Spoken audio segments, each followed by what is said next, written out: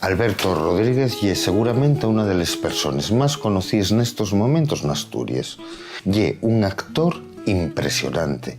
Conocémoslo sobre todo na súa faceta de humorista a través desta casa, a través desta televisión, pero é fundamentalmente un gran actor, capaz de representar con la mayor de las convicciones los personaxes de William Shakespeare.